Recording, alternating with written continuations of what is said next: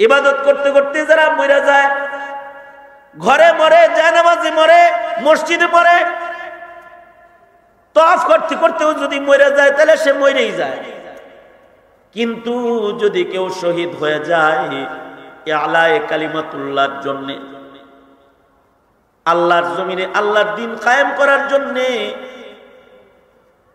কিবলা রক্ষা করার জন্য, মসজিদ রক্ষা করার জন্য, মাদ্রাসা রক্ষা করার জন্য, দ্বীন রক্ষার জন্য যদি কেউ জীবন দেয় তাহলে সে হয় শহীদ। আল্লাহর রাহে যারা জীবন বিতরণ করে তাদের শহীদ বলা হয়।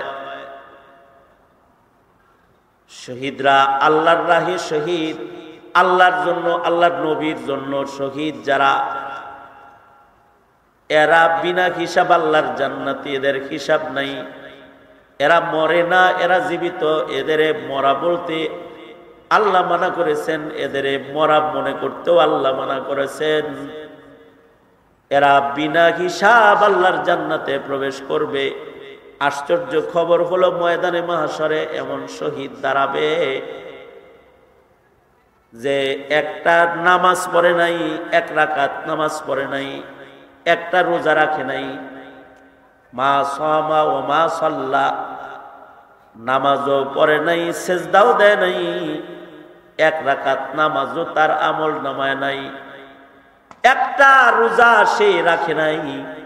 কিন্তু আল্লাহর রাসূল বলেন শহীদ হওয়ার কারণে তাকে ফেরেশতারা টাইনা শেষরায়া আল্লাহর জান্নাতে ঢুকাইতেছে। আল্লাহ তাআলা দৃশ্য দেখে আরশ থেকে হাসতেছে। সুবহানাল্লাহ। যাহাকা রাব্বুনা আলা রাজুলিন, এমন একজন মানুষ যাকে দেখে আল্লাহ হাসে।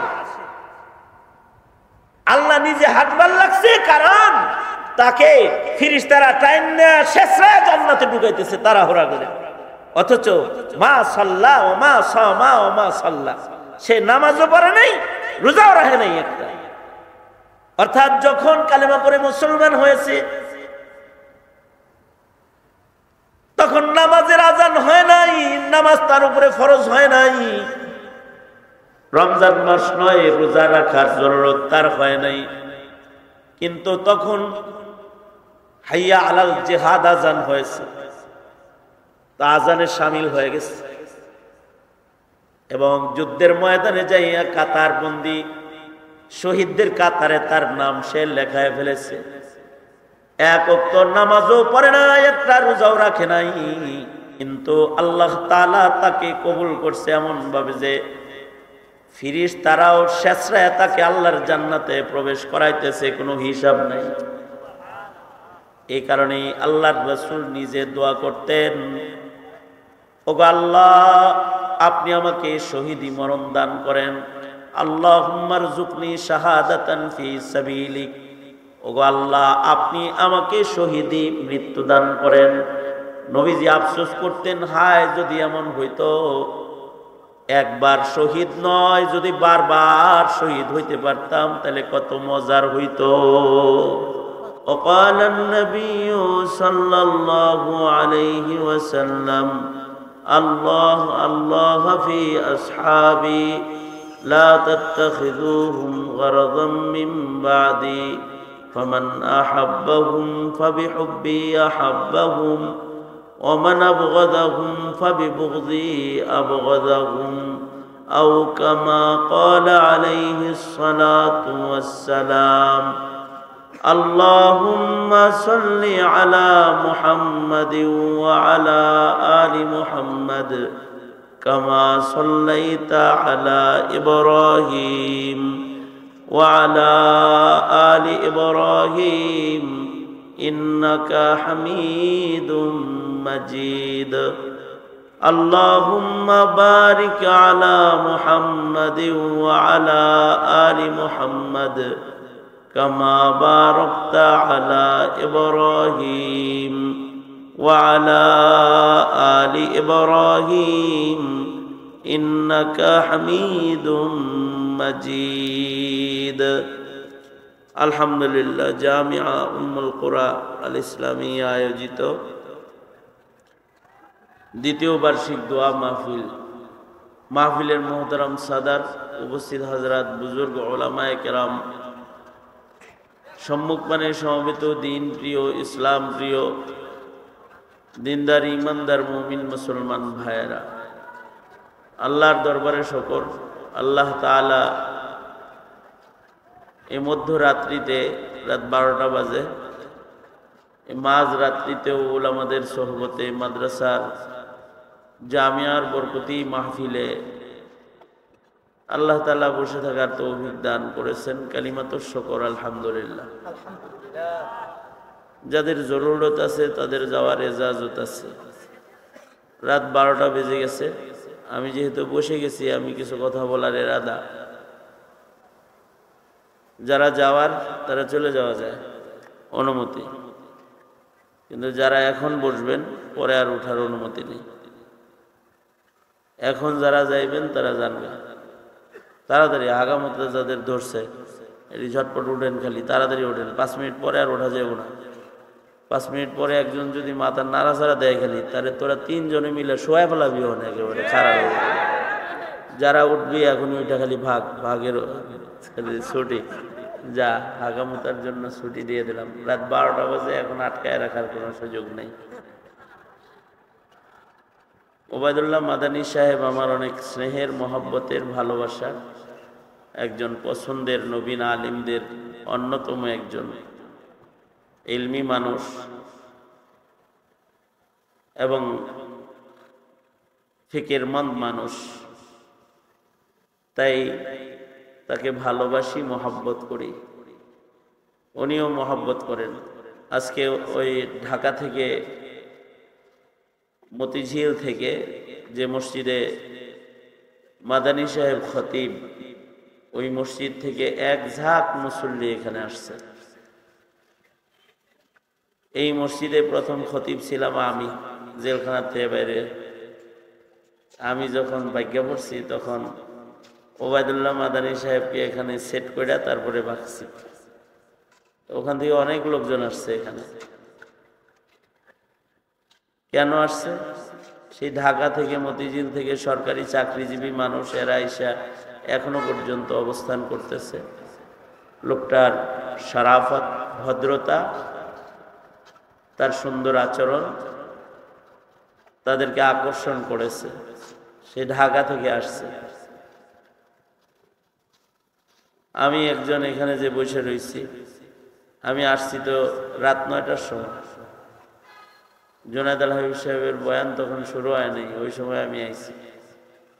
এসে এখানে বসে আছি, বিশ্রাম নিতেছি, অপেক্ষা করতেছি যে কোন সময় যে আমার মাইকের কাছে নিব, এই ইন্তজার করতেছিলাম। বহরহাল সব শেষ। উনি একেবারে মাহফিলের শেষ ভাগে আমাকে দয়া করে আপনাদের সামনে আনছেন। আমিও বসে গেছি, কিছু কথা বলার এরাদা। তলবে ইলম যারা আছে, যাদের আগামীকালকে ক্লাস আছে তাদের ছুটি, আর যাদের হাজত আছে তাদেরও ছুটি। বাকি যাদের কিছু কথা শোনার ধৈর্য হয়, মোনাজাত পর্যন্ত বসার মতো সুযোগ যাদের আছে, তারা জমে বসি। আল্লাহ তাআলা কিছু উপকারী কথা আপনাদের কানে পৌঁছানোর তৌফিক দান করেন। আপনারা দোয়া করুন, বলুন আমিন।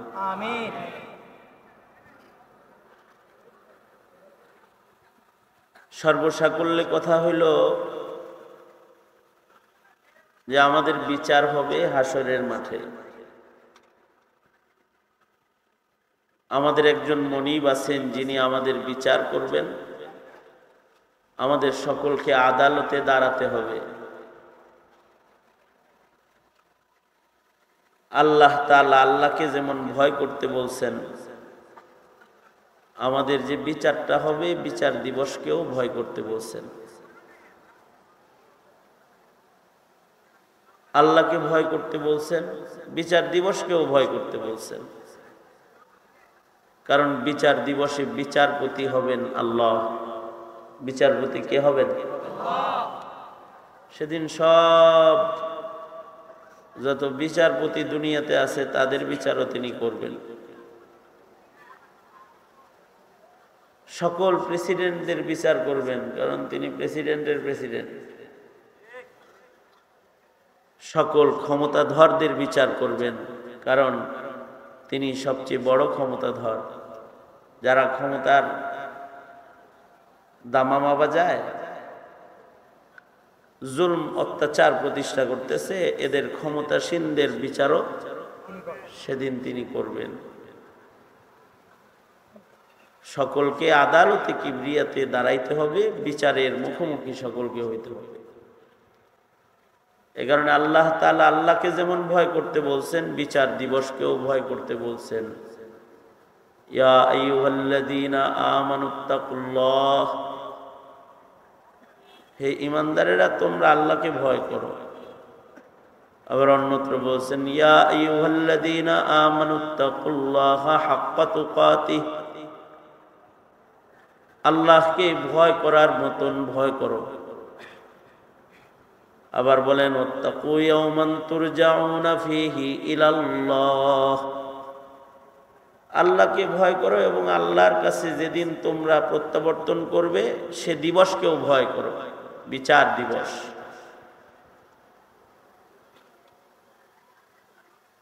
বিচার দিবস এত ভয়ঙ্কর হবে যে নবীরা পর্যন্ত থরথর করে কাঁপবে, অথচ নবীরা কিন্তু বিচারবিহীন বিনা হিসাব জান্নাতীদের শ্রেষ্ঠ কাফেলা। কিছু আছে বিনা হিসাব আল্লাহর জান্নাতে যাবে, যে সকল কাফেলাগুলো হিসাব ছাড়া জান্নাতে যাবে তাদের এক নাম্বার দল নবীরা, নবীগণ। নবীরা বিনা হিসাব আল্লাহর জান্নাতি। বিনা হিসাব জান্নাতি দলের সদস্য হওয়ার পরেও আল্লাহ তাআলা যে দু একটা কথা বলবেন, জিজ্ঞাসাবাদ করবেন কাউকে কিছু, এই ভয়ে ওনারা থরথর করে কাঁপবেন। ঈসা আলাইহিস সালামকে জিজ্ঞাসা করবেন যে তোমার কওম তোমার ইবাদত করছে কে, তোমারে আমার ছেলে বলছে কে, তোমারে রব বলছে কে, জুজ বলছে কেন? তো পয়গম্বর কাঁপাকাঁপি শুরু করবেন, তুমি কি বলে আসছিলে এটা এরকম করতে? পয়গম্বর ভয়ে থরথর করে কাঁপবেন। নবীরাও পেরেশান থাকবেন। বিচার দিবস। এ কারণে বুদ্ধিমান যারা, তাদের হৃদয়ে বিচার দিবসের ভয় রাখতে হয়। আরে আকিল না হো গাফিল, তুঝে দুনিয়া সে জানা হে। अरे आकिल न हो गाफिल, तुझे दुनिया से जाना है। तुझे एक दिन ये मुँह अपनी रब को दिखाना है। একেবারে ৯টার থেকে এই আমি স্টেজে আসা পর্যন্ত আপনারা ছিলেন উত্তপ্ত, গরম। আমি গরমের পাতাটা উল্টাইছি, এখন একটু নরম। এক পাতা চললে তো হয় না, নরম পাতা উল্টাইয়া দেন। গরমে তখন ছিলেন, এখন নরম পাতা উল্টাইলেন। কারা কারা কি উল্টাইতে মনে চায় না? হ্যাঁ, নরম নরম, হাত তোলেন। নরম খালি গরম হইলে হয়? আল্লাহর রসুল নরমও ছিল, তাই না? হাত না,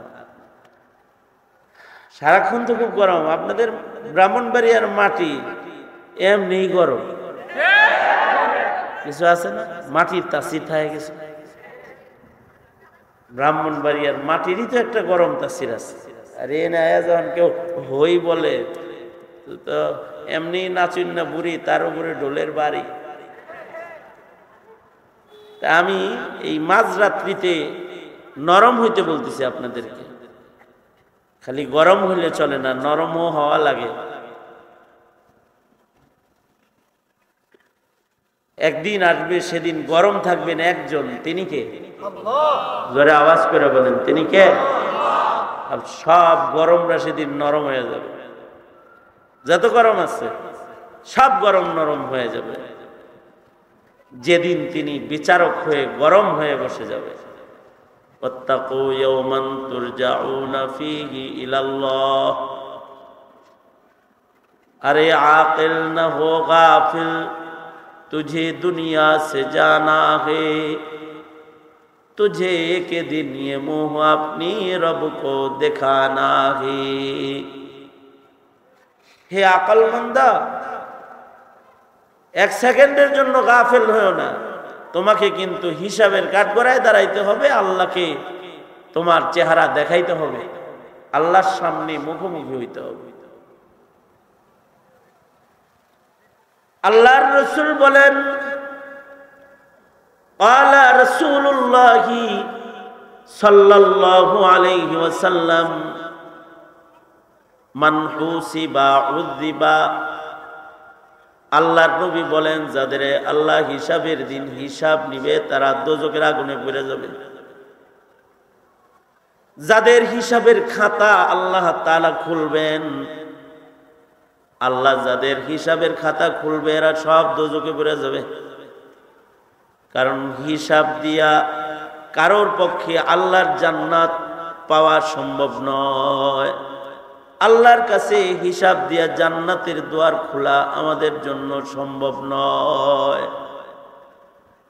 কিন্তু বিনা হিসাব যারা জান্নাতে যাবে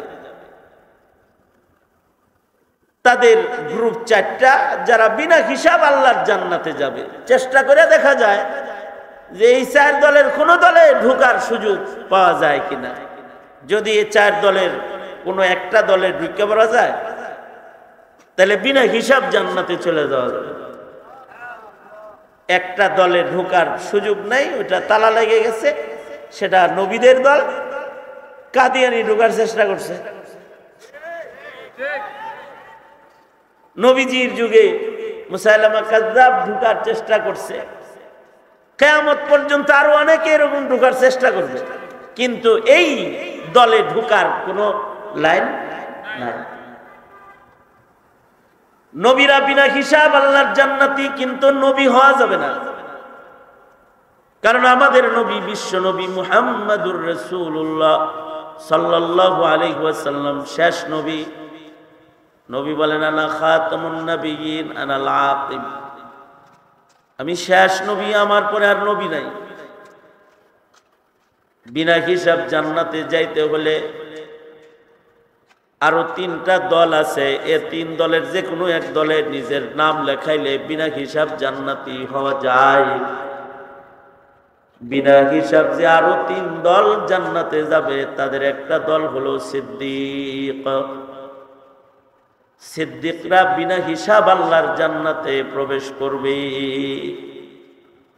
সূরাতুল ফাতিহার ভিতরে প্রতি নামাজের রাকাতে রাকাতে আমরা দোয়া করি যে আল্লাহ আমাদের ওই 4 দল মুনআম আলাইহি যারা, তাদের পথের পথিক আমাদের বানান। আমরা সব সময় দোয়া করি এটা, সিরাতাল্লাযীনা আনআমতা আলাইহিম। দোয়া তো করি কিন্তু কাম করি কিনা? কাম তো করি না। তবে সিদ্দিক হওয়া যাবে। সিদ্দিক হওয়ার চেষ্টা তাবেঈনরা করছেন, তাবেঈনরা করছেন, সবাই করছেন। সাহাবায়ে কেরাম বিল ইত্তেফাক সবাই সিদ্দিক, এরা সিদ্দিক হয়ে গেছেন। তারা এমন সিদ্দিক যে রাদিয়াল্লাহু আনহুম ওয়া রাযু আন, তারা আল্লাহর উপরে রাজি, আল্লাহ তাদের উপরে রাজি। আল্লাহ তাদের উপরে সন্তুষ্ট। জামাতে সাহাবা সবাই মাগফুর, সবাইকে আল্লাহ তাআলা মাফ করে দিয়েছেন। সাহাবায়ে কেরামদেরকে আল্লাহ তাআলা ক্ষমা করে দিয়েছেন। তাবেঈনরাও সিদ্দিক হওয়ার মেহনত করেছেন, তাবেঈনরাও করেছেন। আকাবির হযরতরা সিদ্দিক হওয়ার মেহনত করেছেন। কিয়ামত পর্যন্ত সিদ্দিক হওয়ার মেহনত থাকবে। কিয়ামত পর্যন্ত কিছু কিছু মানুষকে আল্লাহ তাআলা সিদ্দিকীনদের অন্তর্ভুক্ত করে নিবে। সিদ্দিক হওয়ার জন্য কি প্রসেস অবলম্বন করতে হবে, কেমন হইতে হবে সিদ্দিক হওয়ার জন্য? সিদ্দিকদের কিছু পরিচয় আমাদের আকাবিররা কিছু মূল কথা বলে দিয়েছেন। এই গুণগুলো অর্জনের মাধ্যমে সিদ্দিক হওয়া যায়। কেউ যদি সিদ্দিক হইতে চায় তাহলে ওয়া সিদ্দিকুল্লাযী লা ইউখালিফু কাওলুহু আন ফি'লিহি, সিদ্দিকদের কথা কাজ এক হবে, কয়েকটা করে আর একটা, এমন মানুষ জীবনে সিদ্দিক হইতে পারবে না। মুখের কথা এবং কাজ দুইটা এক বানাইলে তারা সিদ্দিক হইতে পারবে।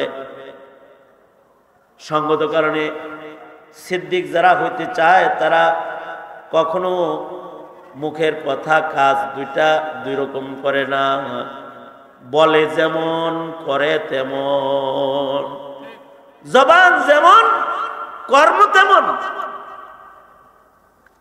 আর আরেকটা সিফাত হইল লা ইউখালিফু যাহিরুহু আন বাতিনিহি, ভেতর বাহির সমান, ভেতরে যা বাইরেও তাই। বাইরে এক রং আর ভেতরে আর এক রং, মুনাফিক। আর ভেতর বাহির বরাবর সিদ্দিক। এ কারণে জাহিরি ভাবে যেমন থাকবে বাতিনি ভাবে ওইরকম থাকবে। ভাব ধরছে মুত্তাকির তো ভেতরেও তাকওয়া থাকবে, ভাব ধরছে মুজাহিদের তো ভেতরেও জিহাদ থাকবে, ভাব ধরছে আবেদের তো দিলের ভেতরে ইবাদতের জজবা থাকবে। ভেতর বাহির দুইটা গন্ডগোল যেন না হয়। যাদের ভেতর বাহির এক রং হবে তারা সিদ্দিক হইতে পারবে। আর সিদ্দিকদের আরেকটা সিমটম আলামত হলো যে সিদ্দিকরা আল্লাহ পাওয়ার জন্য সব ছাড়তে রাজি হয়ে যাবে। আল্লাহকে পাওয়ার জন্য দুনিয়া তো ছাড়তে রাজি রাজি, আল্লাহকে পাওয়ার জন্য প্রয়োজনে যদি জান্নাতও ছাড়া লাগে এটাও তাদের তৈয়ারি থাকবে। হুয়া সিদ্দিকুল্লাযী ইয়াবযুলুল কাউনাইনি ফি রিজা মাহবুবিহি, দুনিয়ার জিন্দেগির কষ্ট তো তারা বরণ করে নিবেই, আল্লাহকে পাওয়ার জন্য যদি আখিরাতেও কষ্ট করা লাগে আরাম বাদ দিয়ে তাও তারা প্রস্তুত থাকবে। যেমন আব্দুল কাদের জিলানী রহমাতুল্লাহ আলাইহি উনার দোয়ার ভেতরে বলতেন, ওগো আল্লাহ, জান্নাত আমার মাকসাদ না, আমার মাকসাদ হলো তুমি। তোমাকে পাওয়ার জন্য যদি জান্নাত ছাড়তে হয় আমি জান্নাত ছাইরা দিয়েও তোমারে পাইতে রাজি আছি। অর্থাৎ তুমি যেখানে আমি সেখানে, তুমি যে জান্নাতে নাই অমন জান্নাত ভোগের জায়গাও আমার দরকার নাই। সিদ্দিকের দিলের হালত এইটা অনেক কঠিন। মৌলিক তিনটি কথা বললাম তো, কিন্তু এই তিন স্তর অর্জন করা অনেক কঠিন। এ মুখের কথা না যে আজকের থেকে স্টার্ট দিলাম আর কালকে হয়ে গেলাম। এটা সারা জিন্দেগি সাধনার মাধ্যমে ও জায়গায় পৌঁছতে হয়। যারা পৌঁছে যায় তারা সিদ্দিক হয়ে যায়। তবে বিনা হিসাব জান্নাতে যাওয়ার সহজ দুইটা লাইন আছে। এটা যারা বুঝালায় তারা ওই সহজ লাইনে হাঁটতে থাকে। ফাসাদের জমানায় বিনা হিসাব জান্নাতে যাওয়ার একটা সহজ লাইন হলো শহীদ হয়ে যাওয়া, শহীদের দপ্তরে নিজের নাম লেখানো। কারণ শহীদরা বিনা হিসাব জান্নাত, শহীদের হিসাব নাই, শহীদগণ বিনা হিসাব আল্লাহর জান্নাতে প্রবেশ করবে। এটা আমরা বুঝি নাই, কিন্তু ফিলিস্তিনিরা বুঝছে। এ কারণে ইসরায়েল তো মারতে যায় আর ফিলিস্তিনিরা ট্যাঙ্কের সামনে যায় দাঁড়ায় মরতে যায়। কারণ ওরা জানে এ মরণ না, এটা আসলে হায়াত। শাহাদাতের মওতটা এটা মওত না, এটা চিরজীবী হওয়ার, চিরস্থায়ীভাবে জীবিত থাকার লাইন। ইবাদত করতে করতে যারা মরে যায়, ঘরে মরে, জানামাজে মরে, মসজিদে মরে, তওয়াফ করতে করতেও যদি মরে যায় তাহলে সে মরেই যায়। কিন্তু যদি কেউ শহীদ হয়ে যায় আলায়ে কালিমাতুল্লাহর জন্য, আল্লাহর জমিনে আল্লাহর দ্বীন কায়েম করার জন্য, কেবলা রক্ষা করার জন্য, মসজিদ রক্ষা করার জন্য, মাদ্রাসা রক্ষা করার জন্য, দ্বীন রক্ষার জন্য যদি কেউ জীবন দেয় তাহলে সে হয় শহীদ। আল্লাহর রাহে যারা জীবন বিতরণ করে তাদের শহীদ বলা হয়। শহীদরা আল্লাহর রাহে শহীদ, আল্লাহর জন্য, আল্লাহর নবীর জন্য শহীদ যারা, এরা বিনা হিসাব আল্লাহর জান্নাতি, এদের হিসাব নাই। এরা মরে না, এরা জীবিত। এদের মরা বলতে আল্লাহ মানা করেছেন, এদের মরা মনে করতেও আল্লাহ মানা করেছেন। এরা বিনা হিসাব আল্লাহর জান্নাতে প্রবেশ করবে। আশ্চর্য খবর হলো ময়দানে মাহশরে এমন শহীদ দাঁড়াবে যে একটা নামাজ পড়ে নাই, এক রাকাত নামাজ পড়ে নাই, একটা রোজা রাখে নাই, মা সামা ও মা সাল্লা, নামাজও পড়ে নাই, সেজদাও দেয় নাই, এক রাকাত নামাজও তার আমল নামায় নাই, একটা রোজা সে রাখে নাই। কিন্তু আল্লাহর রাসূল বলেন শহীদ হওয়ার কারণে তাকে ফেরেশতারা টাইনা শেষরায়া আল্লাহর জান্নাতে ঢুকাইতেছে। আল্লাহ তাআলা দৃশ্য দেখে আরশ থেকে হাসতেছে। সুবহানাল্লাহ। যাহাকা রাব্বুনা আলা রাজুলিন, এমন একজন মানুষ যাকে দেখে আল্লাহ হাসে। আল্লাহ নিজে হাসবার লাগছে, কারণ তাকে ফেরেশতারা টাইনা শেষরায়া জান্নাতে ঢুকাইতেছে তাড়াহুড়া করে।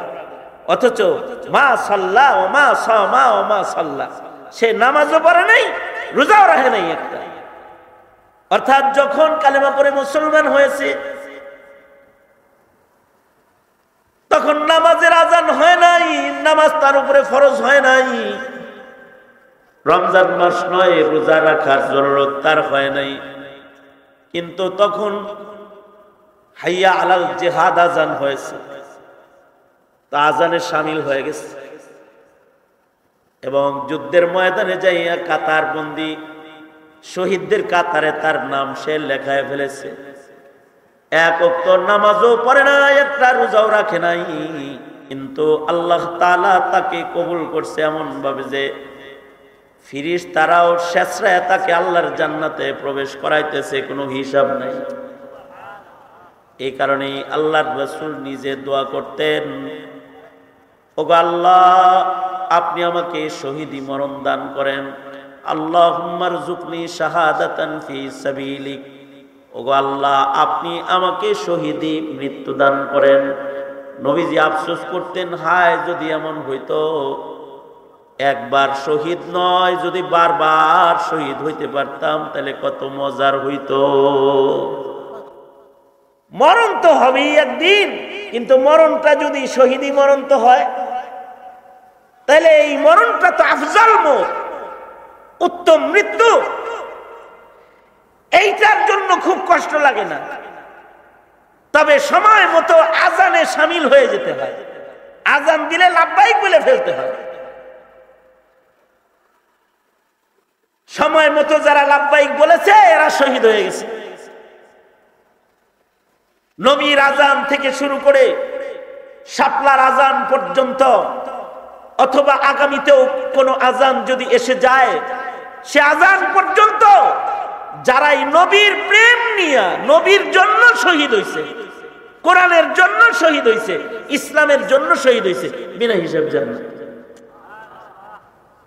মনে রাখতে হবে, মসজিদের ভিতরে ময়রাও অনেক সময় খারাপ চোখে চলে যায়, জায়গার মরণ না, কলবের হালাতের মৃত্যুটা হইতে হবে। যুদ্ধের ময়দানে অনেকে মারা গেছে, যুদ্ধের ময়দানে, কিন্তু দিলের ভেতরে লিল্লাহিয়াত নাই, তো লিল্লাহিয়াত নাই তো দোজখে চলে গেছে, শহীদ হইয়াও আত্মহত্যা হিসেবে গণিত হয়ে গেছে। আল্লাহর রাসূল সাল্লাল্লাহু আলাইহি ওয়াসাল্লাম এলান করলেন, এই মক্কাতে অমুক আছে, তাকে যদি বাইতুল্লাহ শরীফের গিলাফ ধরা অবস্থায় পাস, তাও তার গর্দান কেটে নিয়ে আসবে। এক সাহাবী দৌড় দিছে, নবীজি নির্দেশ করছে নবীর দুশমনের গর্দান আনতে। তো সাহাবী যায় দেখে দুশমনটা মুলতাজাম ধইরা দোয়া করতেছে, কাবা ঘর ধরে দোয়া করতেছে, রয়েছে কিন্তু মুলতাজামে। নির্দেশ মুহাম্মদুর রাসূলুল্লাহ সাল্লাল্লাহু আলাইহি ওয়াসাল্লামের, যে এই দুশমনটার গর্দান কাবা ঘরের ভিতরে থাকলেও তার গর্দান কেটে নিয়ে আসবি। অথচ হুদুদে হারামের ভেতরে মাছি মারাও জায়েজ নেই, মশা মাছিও মারা ঠিক না, নিষেধ। সেখানে আল্লাহর রাসূলের নির্দেশনা ইসলামের দুশমন যেটা, এটার গর্দান নিয়ে আসো।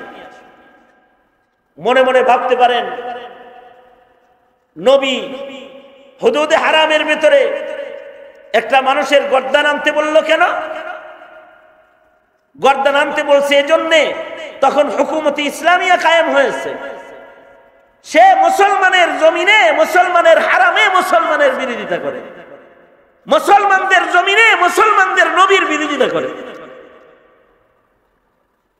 মুসলমানদের মাটিতে যদি কোনো কাফের থাকে তাহলে দুশমন হয়ে থাকবে না, সলাহ করে থাকবে, সলাহ করে থাকবে। যেমন পশ্চিমাদের দেশে আমাদের দেশের মুসলমানরা যারা বসবাস করে তারা কি পশ্চিমা দেশগুলোর সাথে লড়াই করে থাকে না সলাহ করে থাকে? এই বুঝো কিছু, মানে লন্ডন আমেরিকাতে আমাদের দেশের মানুষ থাকে না, ওরা কি জো বাইডেনের সাথে যুদ্ধ করে থাকে? এই কথা কও নাকি, যুদ্ধ করে থাকে? অথবা ওই দেশের ধর্মের বিরোধিতা করে থাকে? বিরোধিতা করে থাকে না। বিরোধিতা যদি করে তো এখন বিরোধিতা করবে, কালকে তার পাসপোর্ট টানতে নিয়ে যাবে। কিন্তু আজব দেশে বসবাস করি আমরা, 90% মুসলমান আমাদের দেশে আছে, কিন্তু আমাদের বিরোধিতা করে কাদিয়ানীরা আমাদের দেশে বসবাস করে, তাদেরকে চুপ বলার ক্ষমতা আমাদের নাই। 90% মুসলমানের দেশে নাস্তিকরা বসবাস করে, ইসলামকে টার্গেট করে কথা বলে, তারা ইসলামের ক্ষতি করে, কিন্তু তাদের বিচার দাবি করার অধিকারও আমাদের। এই এই ভাই ঠান্ডা ওয়াজ কইছি না, তকবীর পরে দিছে না। তাহলে এই যে আমাদের হালাত, আমাদের বর্তমান অবস্থা কি, যে আমাদের দেশে আমাদেরটা খায়া আমাদেরটা পয়ডা, আমাদের দেশে 90% মুসলমানের মাটিতে মুসলমানের প্রকাশ্য দুশমন বিচরণ করে, চলাফেরা করে, আর আমাদের সন্তানদের নাস্তিক বানায়, আমাদের সন্তানদের মুরতাদ বানায়, আমাদের সন্তানদেরকে কাদিয়ানি বানায়। এক এলাকায় গেছি, ওখানে 1400 খ্রিস্টান হয়েছে, 1400 খ্রিস্টান হয়েছে মাত্র। এটা মাত্র 1400 খ্রিস্টান হয়েছে। কারা বানাইছে খ্রিস্টান? খ্রিস্টান বানাইলো তো খ্রিস্টানেরা আমাদের দেশে বয়ে বয়ে। তারা আমাদের সন্তান, মুসলিম হিসাবে জন্মগ্রহণ করা সন্তানকে খ্রিস্টান বানাবে, তাদের জেলে যেতে হবে না। কিন্তু আমরা খ্রিস্টান অথবা ইহুদি নাসরানিয়তের দাওয়াতের বিরুদ্ধে কথা বললে আমাদেরকে জেলখানায় যেতে হবে, আমাদেরকে জেলখানায় যেতে হবে। এত দুর্বল আমরা। কই বসবাস করো তার রাখো, কিন্তু নবীজির হুকুমত যখন মক্কাতুল মুকাররমাতে, আল্লাহর রাসূল বললেন গর্দান কেটে নিয়ে আসো। ওই মুসলমানের দেশে থাইকা ইসলামের বিরোধিতা করে, নবীর বিরোধিতা করে। সাহাবী যায় সেরা কাবা ঘরের পাশ থেকেই গলা কাটতে চলে এসেছে। এই যুগে যদি মসজিদের ভিতরে মারা যেত কেউ টুপি মাথায় দিয়া, পাঞ্জাবি গায়ে দিয়া, কাবা ঘর ধইরা ইয়া রাব ডাকতে ডাকতে যদি মরতো, তাহলে কইতো শহীদ রহমাতুল্লাহি আলাইহি। কারণ কি কাবা ঘরের দরজা ধরে মরছে।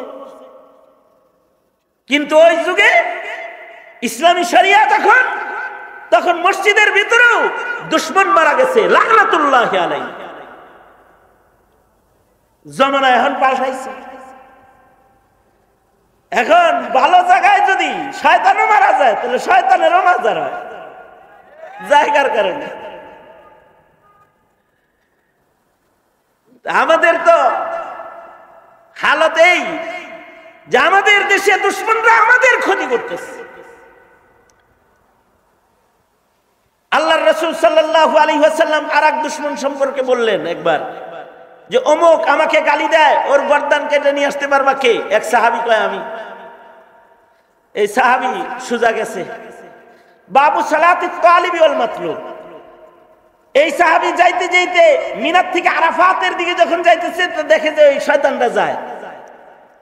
সাহাবী চিন্তা করে দেখলো এখন নামাজের ওয়াক্ত হয়ে গেছে, যদি নামাজ পড়তে যাই তাহলে দুশমন ভাগ্যে যাইব, আর যদি দুশমন ধরতে যাই খালি নামাজ না পড়ি তাহলে নামাজ কাজা হয়ে যাইব।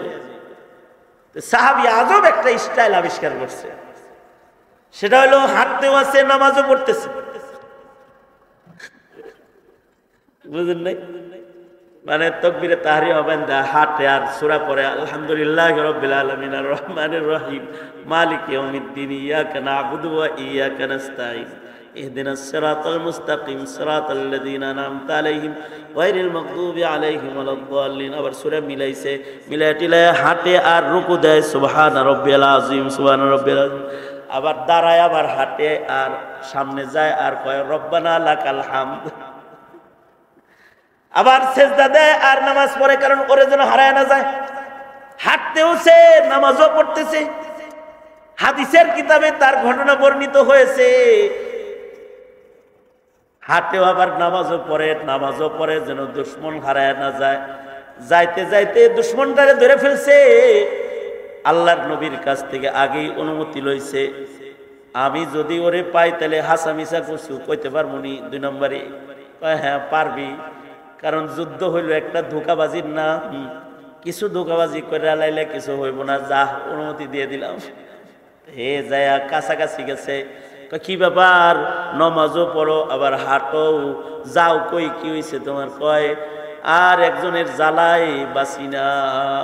কয় কার জ্বালায় বাঁচো না? কয় নামটা কইতে চাই না। কয় কও না কার জ্বালায় বাঁচো না? কয় মুহাম্মদ বিন আব্দুল্লাহর জ্বালায় বাঁচি না। তো তার জ্বালায় বাঁচি না। কয় তাহলে তুমি আমি সেম সেম, তোমারও জ্বালা আমারও জ্বালা। সাহাবী মনে মনে ভাবতেছে তোর হলো দুশ্মনির জ্বালা আর হলো আমার হলো প্রেমের জ্বালা। তোরও যে সমস্যা আমার ওই সমস্যা, তুইও মুহাম্মাদের জ্বালায় বাঁচিস না, আমিও মুহাম্মাদের জ্বালায় বাঁচি না। আয় হাত মিলা, হাত মিলালে দোস্তি। আজকের থেকে এই নীতিতে তুই আমার ফ্রেন্ড। কৌশলে তার সাথে বন্ধুত্ব কায়েম করে ফেলছে। খাতির যখন হয়ে গেছে, খাতির হয়ে গেলে একজন আরেকজনের অস্ত্র হাতায়। হের হাত থেকে হিন্দি তরবারিটা নিয়ে ফাইন তরবারি। তো ওই যুগে হিন্দি তরবারির বড় সুনাম ছিল। ও এই এমন আচ্ছা তরবারি করতে লইছে, দেখো তো দেখি, দেখতে দেখছ জিনিসটা কি? দেখি জিনিসটা কি, জিনিসটা কি, জিনিসটা কি, জিনিসটা কি, জিনিসটা কি দেখতে যায় গলাটা ভালাই গেছে। এবার গর্দানটা তরবারি লাগায় লইয়া আল্লাহর রাসূলের কাছে চলে গেছে। যা বলে সরকার গো, ইসলামের দুশ্মনের গর্দান লইছি। খুশি হইছেন তো? আল্লাহর রাসূল বলে এত খুশি হইছি যে যা চাবি তাই দিব। আমি তোমাকে কিছু হাদিয়া দিতে চাই, তুমি চেয়ে নাও কি জিনিস তুমি নিবা। তুমি যেটা আমার কাছ থেকে চাইবা ওইটা আমি তোমাকে হাদিয়া দিব। এত খুশি হইছি আমি। সরওয়ারে দো আলম নবী সাহাবীকে অফার করলে সাহাবী নবীজির হাতের দিকে তাকায় রইছে। দেখে নবীজির হাতে সুন্দর একটা লাঠি আছে। সাহাবী কয় ওই লাঠিটা আমার হাদিয়া দেন। কিছুদিন আগে আমাদের মহাসচিব মহোদয়ের রুমে আসছি আমি। মহাসচিব সাহেব সাইদুর রহমান সাহেব হুজুর বললেন কিছু একটা হাদিয়া দিই। কি হাদিয়া দিব? দেখলাম হুজুরের চেয়ারের পাশে সুন্দর একটা লাঠি আছে। মনে মনে নিয়ত করলাম সাহাবী নবীর কাছ থেকে লাঠি চাইয়া দিছে, আজকে হুজুরের লাঠিটা লয়ে যাব। পিতলের লাঠি, সেই লাঠি একটা দিলে ইচ্ছা মুখতাসার হয়ে যাবে, এরকম একটা লাঠি হুজুরের রুমে আছে। দেখে তো আমার পছন্দ হয়ে গেছে। এইটা যদি হাতে থাকে তাহলে সাপ বিচ্ছু কোনো কিছু রাস্তায় পড়লে একটা দিলেই শেষ। পিতলের লাঠি। তো সাহাবী নবীর হাতে লাঠি দেখে কয় এটা দেন। সাইদ সাহেব হুজুরের রুমে, আমাদের মহাসচিব মহোদয়ের রুমের ভিতরে লাঠি। কি নিবেন? হাদিয়া দিতে দেই।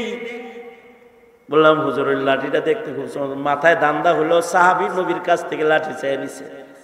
আমি তো আর নবী পামু না, তবে আমি একজন জমানার বড় আলেম পাইছি, তার কাছ থেকে যেহেতু চেয়ে নেওয়ার কিছু সুযোগ আইছে তো লাঠিটা চাইয়া লইয়া যাই। সাহাবীর একটা আমলের সাথেও যদি নিজের একটা আমলের মিল বানানো যায়, মালিকের কাছে কোনো কিছুই যদি কবুল না হয়, তাহলে আমিনু কামা আমানান নাস বলে সাহাবীদের জামাতের রঙের সাথে নিজেকে মিলাইতে যে আল্লাহ নির্দেশ করেছে, তার একটা সিটা ফাটা আমলও যদি আজকের আমলটা হয়ে যায়, তাহলে হতে পারে এর বাহানায় বলা যাবে আল্লাহ তোমার নির্দেশ মানছিলাম, সাহাবীর অনুকরণ করে ছায়া নেওয়ার সুযোগ পায়া লাঠি ছায়া দিছিলাম। আমি আমার দিলের ভিতরে ঠিক ওইটাই আসছে, আমি লাঠি ছায়া লাইছি। জুনায়েদ আল হাবিব হুজুর পাশে আছে, উনি কয় আমিও লাঠি, কারণ উনি তো আগের থেকেই লাঠিওয়ালা।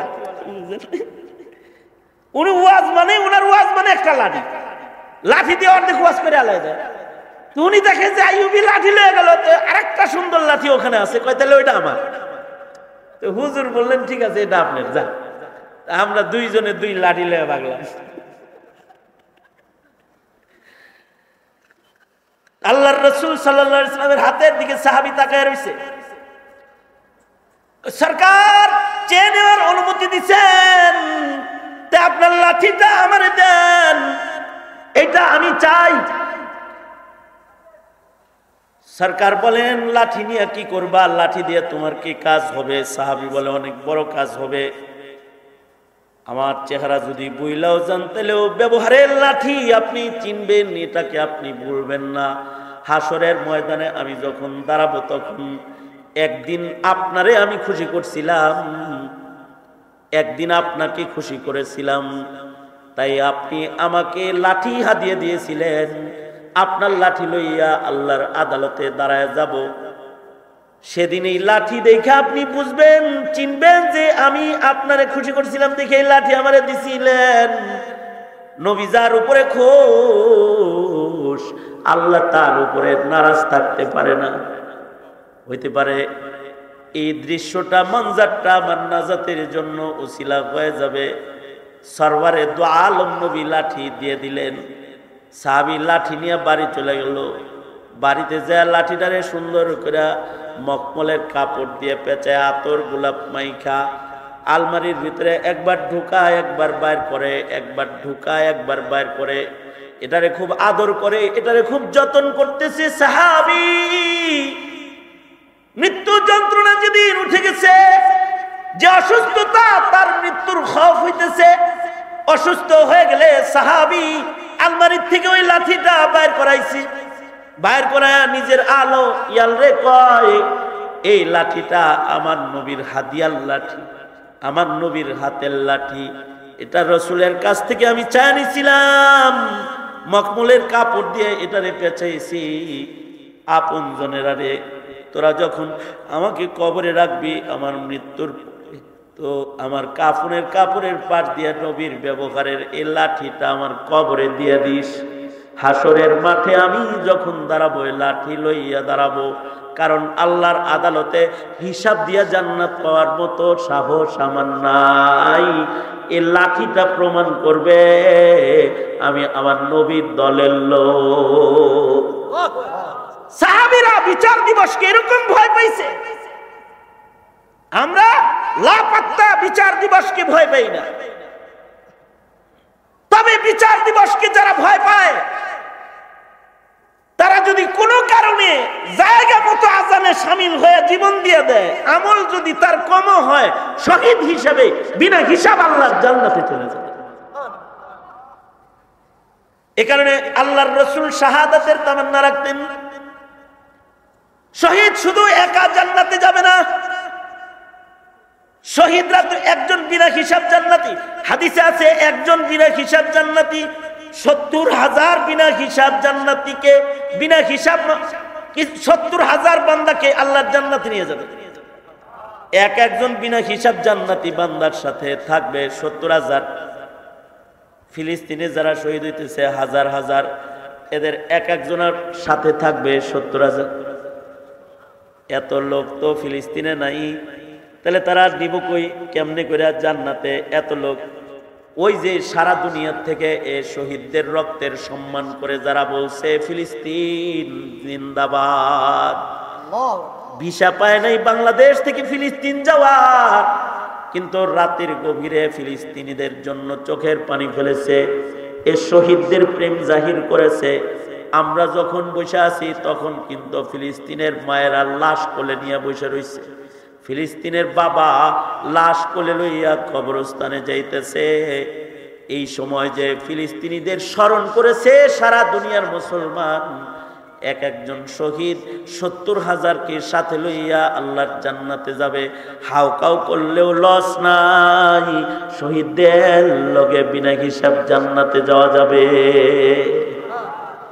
অনেকে বলে কই মারামারি হয় গাজায়, মোল্লা চিল্লায় বাংলায়, এমনি চিল্লায় মৌলবী, এমনি এখানে বসে চিৎকার দেয় না।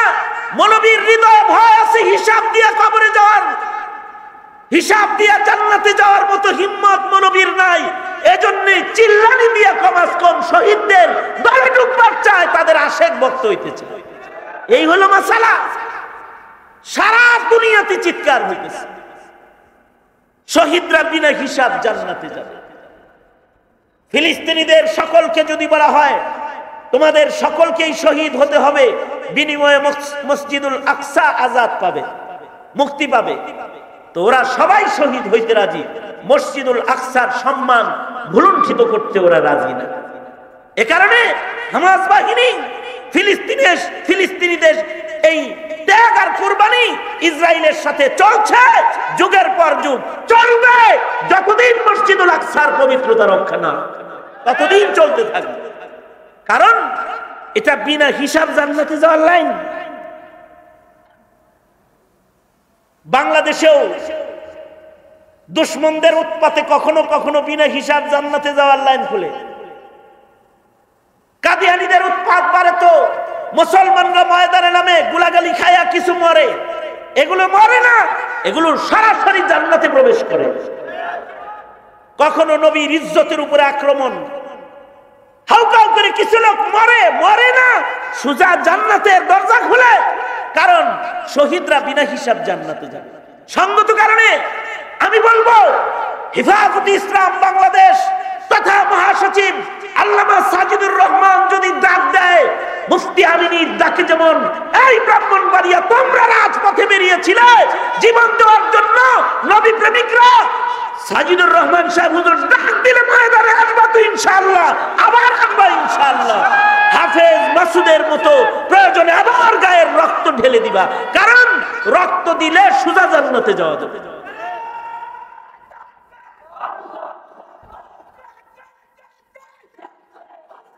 জিহাদ করে মরতে চাই, জিহাদ করে, কারণ হলো মরলে সোজা জান্নাত, মরলে জীবিত হওয়া যায়।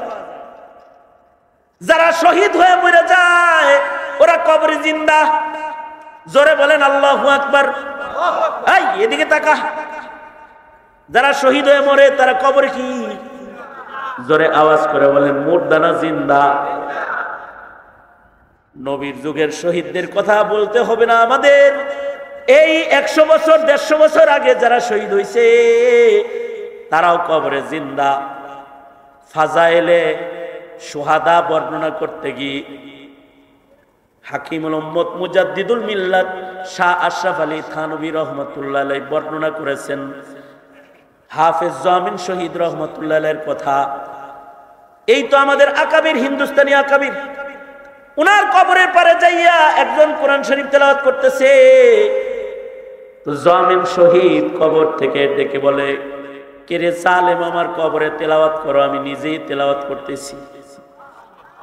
যাও কেসি মুর্দার পরে যাকে তেলাওয়াত করো, এমন কবরে যায় তেলাওয়াত করো যে কবরের মাইত মারা গেছে, আমি মরি নাই। মাই হাফিজ হু, মাই জিন্দা হু, আমি হাফিজ কুরআন, আমি জিন্দা, আমি কবরে কোরআন তেলাওয়াত করবার লাগছি। তোমার তিলাওয়াতের কারণে আমার তিলাওয়াতের সমস্যা হইতেছে, যাও কোনো মুর্দারের কবরে যায় তেলাওয়াত করো। যদি কেউ শহীদি মরণ মরে তো সে কবরে মরা যায় না, জীবিত কবরে যায়।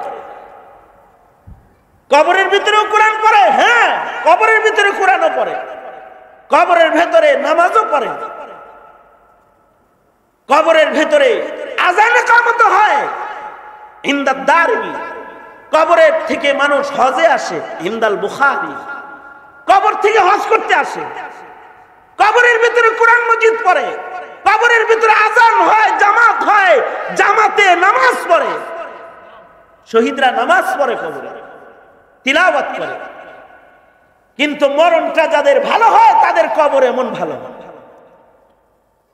এ কারণে বিনা হিসাব জান্নাতে যেতে হলে শহীদ হওয়াটা একটা লাইন। এ কারণে জেল জুলুম হুলিয়ার ভয়ে শাহাদাতের তামান্না দিল থেকে সরানো যাবে? জোরে বলেন যাবে? শহীদ হওয়ার সুযোগ আসলে হব ইনশাআল্লাহ। ফিলিস্তিন যাওয়ার সুযোগ আসলে যাব ইনশাআল্লাহ। নবীর প্রেমী মরার সুযোগ আসলে কাফন পরে ময়দানে যাব ইনশাআল্লাহ। কারণ হলো শহীদী মৃত্যু হইলে বিনা হিসাব আল্লাহ জান্নাতের ভেতরে প্রবেশ করা যায়। আরেকটা লেন্দি প্রসেস হলো সালেহীন হয়ে যদি কেউ মারা যায়। সালেহীন হইব কেমনে? হাকিমুল উম্মত থানভী বলেছেন, সালেহীন হইতে জামাতে সাহাবার দিকে তাকাও। সাহাবীদের জামাতের ভেতরে যারা মূর্খ তারাও ওলি হয়ে গেছে। তুমি যদি মূর্খ হও তাহলে মূর্খ সাহাবীর ঈমান দেখো, তুমি যদি আলেম হও তাহলে আলেম সাহাবীর ঈমান দেখো, তুমি যদি প্রতিবন্ধী হও তাহলে প্রতিবন্ধী সাহাবীর ঈমান কেমন ছিল সেইটা তাকায়া দেখো, তুমি যদি অন্ধ হও তাহলে অন্ধ সাহাবীর ঈমান দেখো, তুমি যদি শিশু হও তাহলে শিশু সাহাবীর ঈমান দেখো। কিয়ামত পর্যন্ত মানুষ সব নিজেদেরকে সাহাবীদের সাথে মিলাও, সালেহীন হয়ে যাবে। যদি কেউ সাহাবীর সাথে নিজেকে মিলায় তাহলে সালেহীন হবে। সাহাবীদের সাথে মিলানোর জন্য একটি জামাত এই জমিনে কাজ করে যাচ্ছে, কাজ করবে, তারা হলো দেওবন্দি জামাত। এরা নকশায়ে সাহাবা, সাহাবিয়তের নকশা নমুনা। কারণ সাহাবী তো আর আসবে না, তবে সাহাবীদের নমুনার সংরক্ষণ হবে। বর্তমান যুগে সাহাবী নমুনা যারা সংরক্ষণ করে তারা হলো দেওবন্দি মাদ্রাসার কাফেলা। সুতরাং এই দেওবন্দি মাদ্রাসাগুলোকে জঙ্গিবাদের আখড়া বলে এগুলোকে বন্ধ করার চক্রান্ত করে ইহুদিরা, নাসারারা। যেন এগুলো বন্ধ হয়ে যায়, কারণ এগুলো থাকলে সাহাবিয়ত জিন্দা হয়ে যাবে, সাহাবীদের আদর্শ জিন্দা হয়ে যাবে। সঙ্গত কারণে বহু চক্র আছে যারা কওমি মাদ্রাসার দুশমন। তারা কওমি মাদ্রাসার দুশমন না, মূলে তারা সাহাবীদের দুশমন। মূলে তারা কাদের দুশমন? জোরে আওয়াজ করে বলেন, কাদের দুশমন? মূলে হইল ওরা সাহাবীদের দুশমন। কারণ সাহাবিয়তের ঈমানের রং, ইবাদতের রং, চলাফেরার রং মাদারিসে কওমিয়ার মাধ্যমে হেফাজত হবে। দুশমনরা চাইবে মাদারিসে কওমিয়াকে বন্ধ করে সাহাবিয়তের রংকে হত্যা করতে, আর তোমাকে আমাকে চাইতে হবে মাদ্রাসাকে জিন্দা করে সাহাবিয়তকে জীবিত করতে।